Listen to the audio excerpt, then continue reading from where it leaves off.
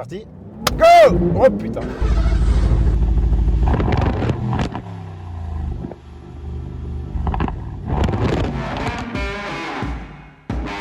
Bonjour, je suis Sébastien Auxion, je suis chef doublement étoilé au restaurant Le Sarkara à Courchevel.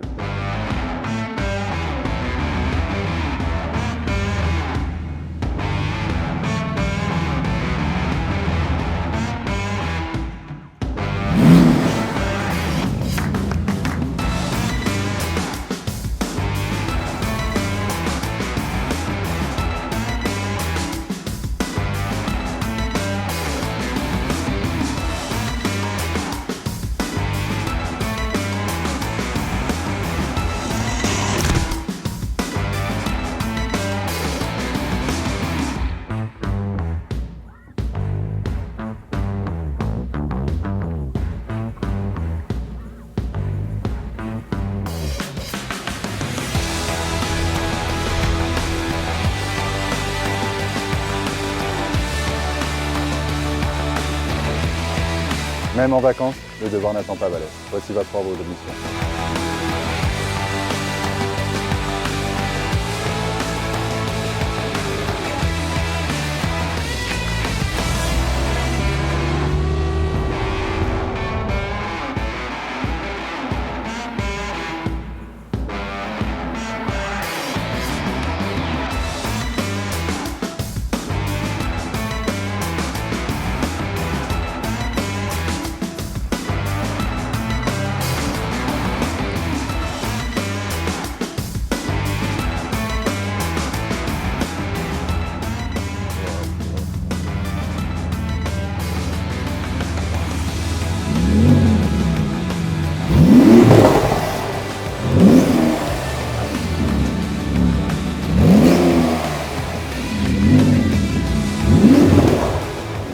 Énorme.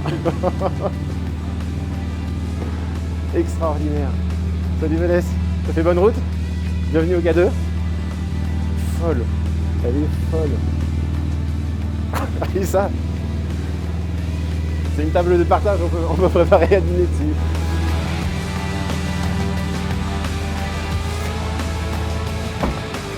On est en pleine immersion dans un côté très sportif, chic, élégant, racé. Là, je pense que les sensations sont déjà en train de monter. J'ai le cœur qui bat, on entend le moteur, mais surtout il vibre. Et dans la voiture, on ressent ces vibrations. C'est émotionnel, vraiment.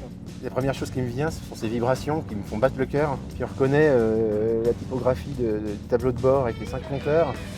Et c'est des souvenirs, c'est des rêves de gamin. Là, je vis quelque chose déjà. Rien qu'à l'arrêt, le moteur vient d'arrêt. C'est des sensations que j'aime beaucoup. J'aime donner à chaque bouchée dans les desserts, dans les plats. Ah, il va falloir que je fasse quelque chose d'incroyable. Bon, on va se boire un petit café avant de tester la bête. C'est parti.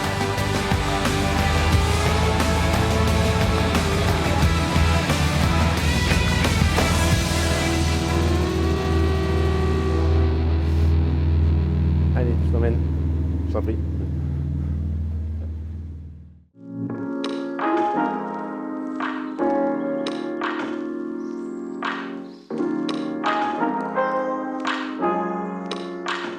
Les premières envies pâtissières, c'est dans effectivement la boulangerie-pâtisserie de mes oncles, où ma mère tenait la boutique à l'époque. Je me souviens de voir mon oncle faire des fraisiers, faire des millefeuilles, monter des pièces montées. Et ces odeurs de sucre cuit, de caramel, de fruits, de chocolat, je crois que ça m'a imprégné tout petit. Je devais avoir quoi, 3 ans et demi. Ça m'a marqué. Je l'ai gardé en moi pendant un certain temps, avant qu'à l'adolescence, ça ne revienne. Je me suis sauvé avant le bac, et en souhaitant intégrer un CAP de pâtissier, parce que c'était ce métier que je souhaitais faire. Moi, ce métier de pâtissier, je l'ai appris en boutique, pour savoir faire un biscuit, savoir faire une crème, savoir faire une mousse, savoir faire des montages, des compotes, des compotés, confire un fruit. Et puis après, j'avais cette envie d'aller découvrir la restauration. Ce que je imaginais tenir, faire 2-3 ans un passage en restauration, vraiment le passage, et ben, j'y suis encore. En fait, j'ai plutôt fait un passage en boutique et là, je suis encore en restauration parce qu'il y a de l'instantané, parce qu'en fait, on est beaucoup plus libre dans la création du fait qu'on propose des produits avec des durées de vie de quelques instants. Je suis allé travailler pour des gens pour qui j'avais un immense respect et de l'admiration. Auprès d'eux, j'ai appris énormément de choses. Ils m'ont ouvert les yeux sur beaucoup de choses, donné des bases, donné des conseils, donné plein de choses et des engueulades aussi, mais appris le goût du métier, le sens du bon et bien faire. Après ça, on passe sur la phase où en fait, moi j'ai ressenti ce besoin de m'évader, de sortir de ces personnes, enfin de m'éloigner de ces personnes pour trouver un endroit où m'épanouir. J'ai accepté ce poste ici pour un coup de cœur professionnel, encore une fois, avec Jean-Alain Bacon, le co-directeur général. La chance ici dans ce groupe, c'est qu'il y avait déjà 2 restaurants 2 étoiles Michelin, le Montgomery et le Quintessence. Là, j'ai pu commencer à jouer avec ces associations de fruits et de légumes en dessert à la fin des repas. Et la croisée des chemins, Jean-Alain, un jour, il vient me voir, il me dit « Sébastien, pourquoi on ne ferait pas un restaurant de dessert ?» Et là, c'était, c'est pas con. Ça fait 3 ans que je suis là, vous avez attendu 3 ans pour me le proposer. Mais bien sûr qu'on y va, sans savoir dans quoi je mettais les pieds. Là, il faut tout créer. Qu'est-ce qu'on fait d'un restaurant de dessert maintenant? Qu'est-ce qu'on va faire? J'ai créé des desserts qui se positionnent en termes d'entrée, 2 plats principaux, 2 fromages et de dessert. Et je prends le client, je l'installe au restaurant, il glisse les pieds sur la table et je m'occupe de tout. Et dans la voiture, punaise, on démarre, on a les sensations. On a des odeurs, on a des vibrations, on a ce bruit qui arrive et qui enivre. Moi, j'essaye d'enivrer les gens dans l'atmosphère, dans le moment qu'ils m'offrent dans leur vie. Ils sont là, je vais les emmener un peu dans ma tête, un peu dans ce qui se passe, dans le chamboule-tout qu'il y a dans ma tête, et surtout de surprise en surprise dans la bouche où ils découvrent des sensations, ils découvrent des goûts, des émotions. Je vais aller chercher l'émotion.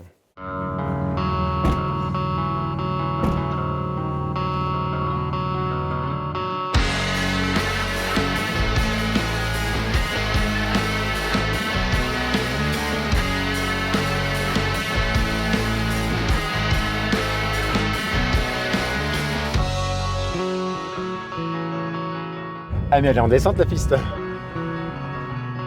On va vivre un truc de malade.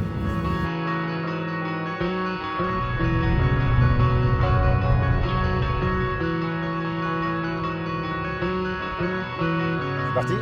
Go! Oh putain. C'est bon ça.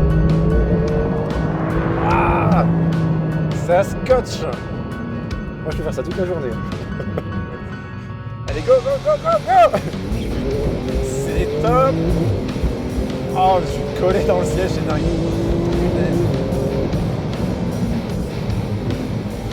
Waouh! Ça prend au tripes.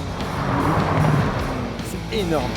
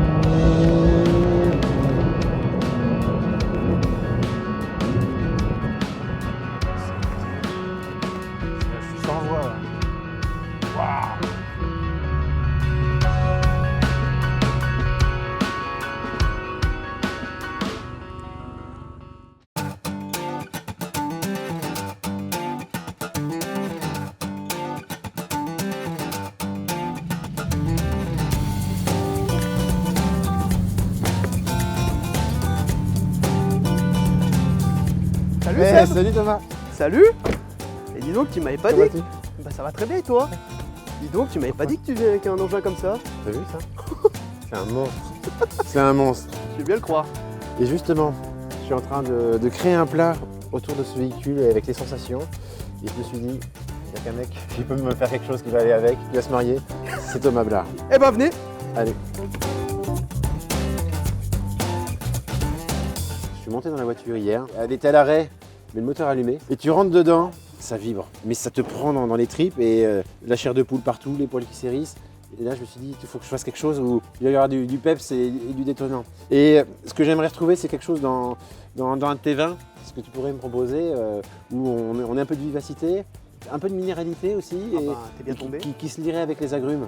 Ah bah je crois qu'en Savoie, pour la vivacité, la minéralité, je pense que t'es tombé sur le côté même carbone, graphite. C'est vrai qu'on a ça sur nos sols. Et aussi pour le côté peut-être un peu prestigieux, je pense qu'on peut partir sur notre brut alpin et la belle cuvée de brut alpin, à savoir le grand brut alpin. Ouais, Tu vois, mais je suis d'accord de partir sur un effervescent parce que C'est dynamique. Et puis Ouais, c'est ça. c'est festif, c'est vivant. Exactement, c'est dynamique. C'est vivant, c'est dynamique. Avec le côté acide, je le vois très bien. Et un peu de minéralité. Sur le confit, ça soutiendra bien. Ouais. Et ouais, parce qu'en plus, sur le Grand Brut Alpin, on a dégorgé dès 2017, donc ils ont 5 ans d'élevage. Et donc du coup, on a la vivacité, la tension, les minéralités qui est apportée par la jacquière. Avec un petit peu de chardonnay, un peu de pinot noir, on a cette rondeur, ce côté chaleureux. Comme tu disais, Un peu de corps. t'es confortable, mais dès qu'on appuie un peu sur la pédale, ça te brusque. Ouais. Et en même temps, ça énerve, ça excite, Ouais. c'est prenant. Avec les petites notes de vanille, je pense que ça ira vachement bien. Ouais, c'est à peine suggéré pour juste le côté confort, te rappeler que tu es en sécurité, mais qu'en fait, si tu as envie de jouer, c'est vraiment fait pour en toi. live. Ça peut partir en live. Génial. On peut goûter? Avec plaisir. Cool. Tiens. Tu vois, la couleur, ça c'est vraiment l'élevage qui a apporté ça, parce que dans la jeunesse, on n'a pas cette couleur. Et là, on a vraiment des couleurs qui sont vraiment poussées dans les jaunes un peu pâles même. Et ça, c'est vraiment l'élevage qui fait toute la diff. Ce jaune qui est soutenu, Complètement. eh ben, on sent la richesse qu'on va Ça vient de retrouver là. en bouche. Ça vient de là. Ça vient de là. Et ça va être extraordinaire ça. On a le côté fruité. On a la vivacité, mais pas trop. Bah, la vivacité, c'est la signature de la Savoie. Après, il Ouais, faut ouais, savoir la mais- maîtriser. Mais bah, tu la maîtrises parce que c'est ce qu'on va chercher, mais elle peut être dérangeante parfois. Alors Ouais. que là, rien qu'on est.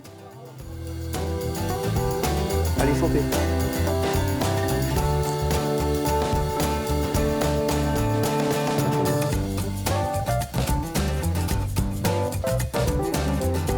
Mais en attendant, on va se faire un petit pâté en croûte. J'ai demandé à Jean-Rémy, que tu connais très bien. Ouais. Il a bossé comme un dieu. Ah, je vois ça. Et il nous a fait un pâté en croûte super cartes. Trop Et bien. on va déguster ça. C'est la première fois que je coupe une Porsche. T'as vu, il a fait le pare-choc arrière avec les pots d'échappement. Ouais, franchement, c'est du grand art. Ah, il s'est éclaté. Il s'est donné du mal, ouais. Alors, il y a quoi dedans? Alors, on a le foie gras. Là, c'est du lard de colonnata pour il y a un petit peu de foie pour le lier. Tu vois, en damier. On a des petits morceaux de viande. Un peu de gorge de cochon pour lier, pour donner un peu de maturité. Waouh, magnifique.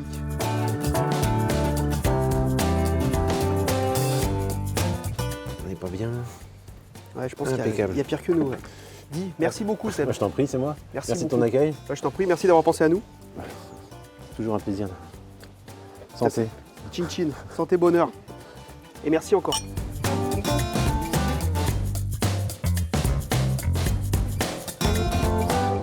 Thomas, merci, c'était sympa. Je t'en prie, j'ai Ah, pas fait grand chose.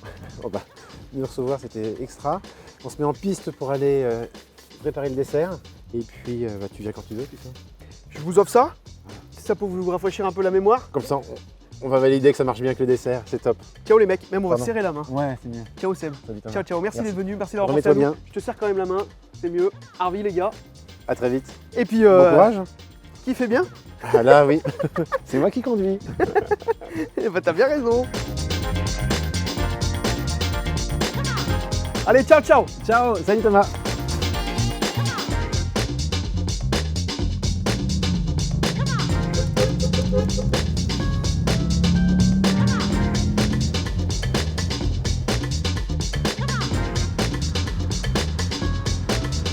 Eh ben, on sent tout ce qu'il y a sur la route. C'est très direct. Comme on est vraiment dans ces sièges baquets qui nous maintiennent, on a l'impression de faire corps avec la machine. Alors je me suis imaginé un milliard de choses. Je me suis imaginé des sensations, des ressentis, des émotions. Et en fait, quand on ne les vit pas, on est à côté. La voiture, il faut la vivre, c'est une voiture à vivre, c'est une voiture passion, c'est une voiture sensation, c'est de l'émotion. Le moteur de cette voiture a cette capacité de transmettre, de changer une force mécanique en émotion. C'est extraordinaire. Alors, la marque, c'est un rêve de gosse. C'est aussi une voiture avec des capacités complètement folles, avec une rigueur de mécanique qui la met à portée de pilote néophyte comme je suis. Et donc en fait, c'est presque l'accession à un monde qui se monde de la compétition, du circuit, de la course, qui fait rêver pour tout à chacun. Là, la GT2 RS, c'est le summum pour moi de l'univers Porsche. Et donc en fait, vous m'avez fait un cadeau extraordinaire en m'emmenant ce modèle parce qu'il a des caractéristiques gigantesques. Le 0 à 100 en 2 secondes 5, c'est pas possible. On n'a pas besoin d'être gastronome et d'être richissime pour venir profiter d'un repas, pour s'offrir un repas. Effectivement, quand on est jeune, et je l'ai fait, hein, on économise pour se faire plaisir, pour aller goûter une table et passer un moment d'échange avec la personne de son choix. Prendre un moment, une après-midi, aller sur un circuit et s'offrir pendant quelques heures un brin de rêve en conduisant une telle voiture, c'est tout à fait pareil. Et c'est accessible, ça reste accessible. En termes de toucher, de ressenti de route, je ne suis pas un pilote et pourtant je prends un plaisir monumental. Alors c'est sûr, je ferai des chronos catastrophiques, mais en fait le plaisir est 100 fois plus fort. Comment ça marche? Et on a une position qui est parfaite. En fait, on est bien dans le volant, les instruments, tout tourne parfaitement.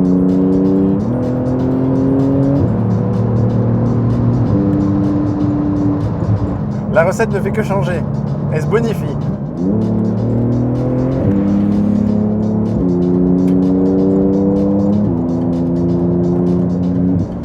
On a des sensations, c'est pas trop aseptisé parce que certaines voitures sont très aseptisées et ne remontent rien.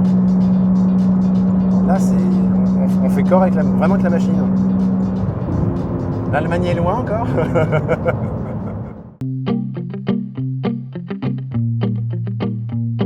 Bon, et bien maintenant c'est à moi de jouer. Je vais leur montrer mon plat GT2 RS. Il faut qu'il matche, il faut qu'il explose parce que c'était énorme cette voiture, c'est dingue. On va commencer par des oranges sanguines confites. Je vais prélever la peau et je vais confire gentiment ces oranges. On va faire un sorbet au citron avec une goutte de vinaigre balsamique blanc. Ça, c'est la vivacité, c'est le punchy de la voiture, le coup de pied aux fesses. Et quand on est collé dans le siège, ben là, c'est pareil. On va faire quelque chose de vraiment dynamique. J'ai envie de faire une glace à la fois vanille pour le côté très gourmand et le côté rassurant. On est dans une Porsche, on est rassuré. Et côté exclusif où en fait on a un bijou entre les mains, que ce soit une truffe noire ou une GT2 RS. Pour accompagner le dessert, je l'imagine aussi sur une purée de cerfeuil tubéreux. C'est des légumes, mais c'est des petits bijoux pour moi. C'était la gourmandise de Noël quand j'étais gamin. Et donc en fait, on est sur des goûts très doux, un peu sucrés, très délicats. Et on a une grande finesse. Et ça va renforcer le côté gourmand. Pour les textures, je vais préparer des perles du Japon. Là, c'est les petites surprises. Vous voyez, les petits coups de cul de la voiture, quand on met un coup de gaz et qu'elle part en travers, hop. Et bien là, en fait, on va déguster, on va avoir ces petites perles qui vont rouler sous la dent, jouer avec la langue. Donc c'est le petit côté fun. Et puis le côté visuel de cette voiture qui est noire, qui est taillée à la serpe avec ce gros aileron, cette jupe. Le carbone, donc en fait on va faire des tuiles dans la base assez simple mais avec du charbon végétal, comme ça on reste dans le carbone. Et bien c'est parti. Alors je commence par prélever les écorces des agrumes. Donc là on est en pleine saison des oranges sanguines. Alors pour les confire, en fait je les taille assez finement, un peu en biseau, l'idée étant d'avoir de la finesse mais encore quand même un petit peu de mâche. Je garde de la chair sur les morceaux. C'est pour le goût. Et lors de la création, mon humeur fait les plats. En fait, vous êtes heureux, vous faites des choses assez vives, assez légères, qui vous donnent le sourire. Et en fait, je me suis aperçu que quand j'étais dans le bad, dans le noir et dans des périodes de vie un peu plus compliquées, et ben on va vers des choses plus corsées. Les plats que je produis, c'est, je crois, le meilleur moyen d'expression que j'ai trouvé. Donc là, les agrumes, j'ai simplement ajouté de l'eau. On va les blanchir. Donc les blanchir, on va les dans l'eau froide, départ à froid donc, porter à frémissement, ce qui va permettre de ramollir les chairs et surtout de retirer de l'amertume. J'utilise les peaux, mais je vais certainement pas me priver des chairs. Je pensais les mettre en fin de confisage dans mes agrumes, et en fait non, je vais les garder crus pour avoir la fraîcheur et la vivacité. Et ça, c'est la voiture qui m'a fait changer. C'est une grande première. Mais je pense qu'on ne peut pas faire cet exercice avec n'importe quelle voiture. Il faut une voiture qui transmette quelque chose. Et là, avec la GT2 RS, il y a tout. Donc en fait, c'est hyper inspirant. Et je trouve l'exercice très très sympa. Là, en attendant que ça cuise, on va préparer le sorbet vanille. Je les fends dans l'épaisseur pour en gratter les graines. Je vais chercher les produits qui correspondent au goût que j'ai en tête. Et donc la bibliothèque de goût, cette mémoire des produits est très importante, même indispensable. J'ai mis les cerfeuils tubéreux dans de l'eau salée à cuire. Je les ai lavés avant. C'est un peu long à cuire, donc le faire en amont. Je vais en faire une purée. Pour la glace vanille truffe, donc il faut la truffe noire Melanosporum. Je vais la hacher, mais séparément de la chair. Alors, je pense que toutes les cuisines étoilées demandent de la rigueur, de la précision. Et puis en fait, on est dans des milieux où on a beaucoup de pression de temps. Alors nous, on ne gagne pas des chronos, mais par contre, si on n'est pas à l'heure quand les clients arrivent au restaurant, eh ben, on a perdu le chrono. On s'est préparé, on a travaillé pour être prêt à ce moment-là et pour en découdre, et c'est ce qu'on attend. Et là, en cuisine, c'est exactement pareil. Donc là, j'ai mis la truffe et la vanille à infuser, notre lait, notre crème. Là, les agrumes, ils ont blanchi 2 fois. La peau est très tendre, je vais apporter de la fraîcheur grâce à l'amertume, même si je vais le sucrer. Et c'est ça qui est extraordinaire. Je vais les couvrir de sucre et je vais les mettre à confire tranquillement. Donc, je vais verser mes sucres. Donc là, ça bout. Je vais verser sur mes jaunes d'œufs. Hop. Et je remets les jaunes dans mon appareil à glace. Je fais un dressage au service de dégustation. En fait, ce sont les textures qui vont guider mon dressage. Je réfléchis toujours quel goût j'ai envie d'avoir et comment je les veux et à quel moment dans la dégustation. Ma glace, elle est prête. À côté, j'ai fait chauffer de l'eau. Je vais la sucrer légèrement, je l'ai salée et là, je vais cuire mes perles du Japon. Dans l'eau bouillante, j'ajoute mes perles du Japon et là, on les cuit assez rapidement. Donc le sorbet citron, je zeste mes citrons sur mon sucre pour faire mon sirop qui va me servir de base au sorbet. Alors, je mets beaucoup de zeste parce que ça apporte le goût, les huiles essentielles sont là. La surprise dans mes plats, elle vient peut-être aussi par les intensités de goût. Comme dans la voiture, où en fait, on touche l'accélérateur et on a une intensité de puissance qui déboule. Là, c'est pareil. Je mets mon eau à bouillir. J'ajoute mes sucres, mes zestes. Hop. Donc, mon jus de citron. Donc, les citrons zestés, pareil. On jette rien, on les presse, on récupère le jus. Parce que là, je vais mélanger une glace et un sorbet dans le dessert et qui sur le papier ne se marient pas. Donc là, j'avance avec le doute. C'est la route mouillée et les virages à l'ombre. Le but en voiture, c'est de passer le plus vite possible. Et nous, en cuisine, c'est de faire le meilleur possible. Voilà, donc ébullition. Je le verse sur mon sirop. Pareil, les deux, je vais les bloquer au froid. Et quand ils sont bien durs, on les passe en machine. Donc là, les perles du Japon, elles sont cuites. La tuile, ces fameux ailerons en carbone. Un beurre pommade. Beurre pommade, bah, simplement il a la texture de la pommade. Un peu de sucre glace. Je vais incorporer un peu de farine. Là j'ajoute mes blancs d'œufs en plusieurs fois.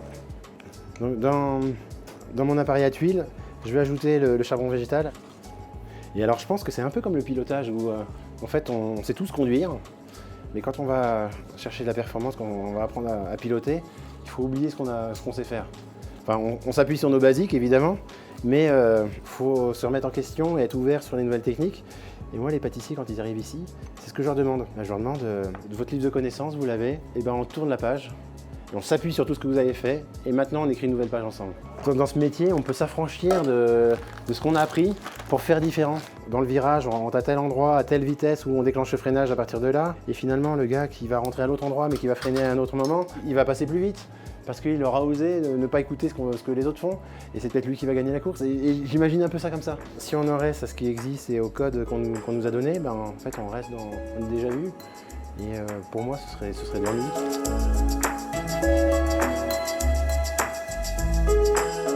Je pense qu'aujourd'hui, le chef s'assume plus en tant que personne. Il n'a pas peur d'aller exprimer au travers de sa cuisine son identité. Que ce soit de la gastronomie, que ce soit du bistrot, que ce soit de la boutique. En fait, je prends mon pied partout, quoi. Je pense que le jour où je prends plus mon pied, je change de boulot. Au début de Top Chef, les cuisiniers de Top Chef, ben, ils se faisaient casser quand ils arrivaient en cuisine. On dit ah, ça va Top Chef, on les surnommait comme ça. Et il n'y avait pas de fierté à participer à ces émissions-là. Et aujourd'hui, c'est devenu l'inverse. Ils sont créatifs, ils sont populaires. Les gens ont un engouement pour ces émissions, pour cette cuisine.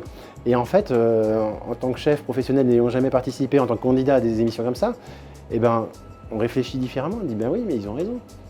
Ils ont raison, ils vont faire une émission de télé où ils vont se challenger parce qu'il y a de réels challenges. C'est compliqué. Il faut de l'imagination, il faut de l'inventivité et il faut du résultat. Donc chapeau, chapeau. Donc là, les tuiles donc, étalées très finement. Je les mets à 304 degrés. Hop. 2 minutes, je les décolle, je les retourne. Et si tout se passe bien, la magie opère. Je vais éplucher mes cerfeuils tubéreux pour faire la purée. Ça fait partie des légumes oubliés. Et voilà les tuiles. Avec nos producteurs, j'essaye d'aller dans cette logique du meilleur au plus près. Dans le spectre pâtissier, dessert, on est très très large parce que quand on veut de la bonne vanille de Tahiti, on ne va pas la chercher en Savoie, ce qui semble logique. Par contre, pourquoi aller chercher à l'autre bout de la France des produits qu'on peut avoir en Savoie? Donc là, on fait une purée à l'ancienne, un écrasé, des cerfeuils tubéreux. Ça va nous donner une texture avec de la mâche. C'est un hyper gourmand, un drogué au sucre. J'aurais pas pu être cuisinier ou charcutier. C'est des métiers magnifiques et j'adore ça. Mais les faire, non. J'ai cette sensibilité et cette envie de travailler le fruit, certains légumes. Et ça, c'est confit, je vais ajouter. Ce qui est sympa là, dans tous les plats qu'on peut manger, même dans une boisson, dans un vin, c'est une fois qu'on a dégluti, c'est le goût qui nous reste. Et moi, je cherche des goûts qui imprègnent les palais, qui imprègnent les papilles, qui soient fins, très délicats et qui laissent un souvenir.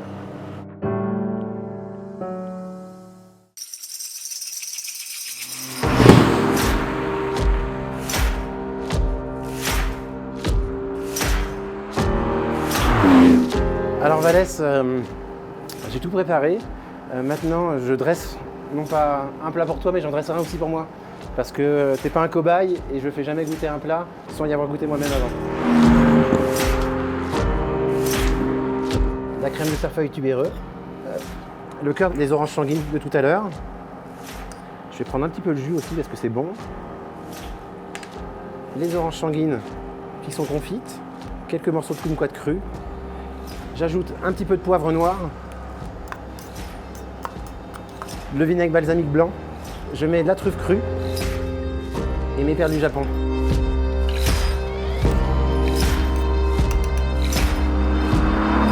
Le sorbet citron et la glace truffe vanille, je fais des quenelles que j'aplatis.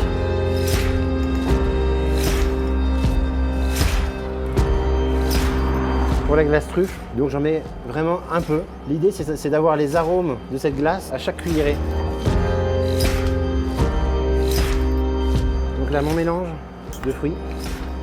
En réalisant les préparations, j'ai eu l'envie de venir ajouter quelques notes de son brut alpin. Et j'en ai fait une émulsion. Quelques zestes d'agrumes, un tout petit peu de sucre. J'ai mis le sirop d'agrumes confit également.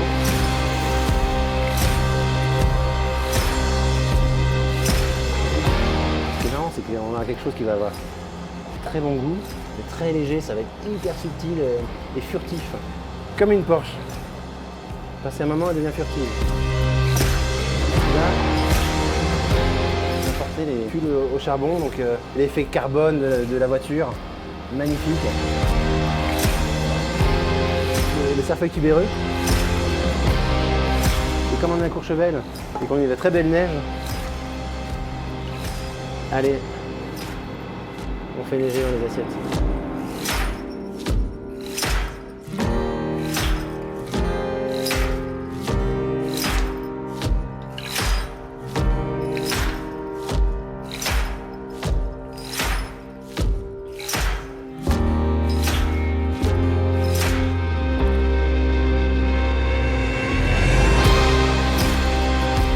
Alors Valès, pour te remercier de cette fabuleuse journée à bord de la GT2 RS, je te propose de goûter le grand brut alpin de Thomas, qu'ils ont reçu, mais comme à l'accoutumée, d'une façon top. génial. Et je te fais déguster les plats que la voiture m'a inspiré. Et je peux dire que l'inspiration était là. J'en ai pas manqué. Alors ce plat,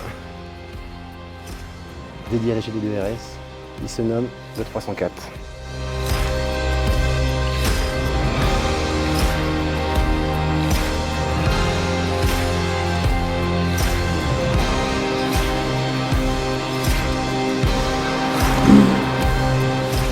Je sais pas ce que t'en penses. Il y a des watts là-dedans. Je suis content parce que on a cette sensation que j'avais envie de donner, ce côté punchy, que j'ai pas arrêté de ressentir pendant toutes ces journées au volant de la voiture. On est dans ce cocon, presque ça vrombit dedans. Et dans la bouche, là, il se passe plein de choses. C'est ces émotions qui s'accumulent kilomètre après kilomètre, coup de gaz après coup de gaz.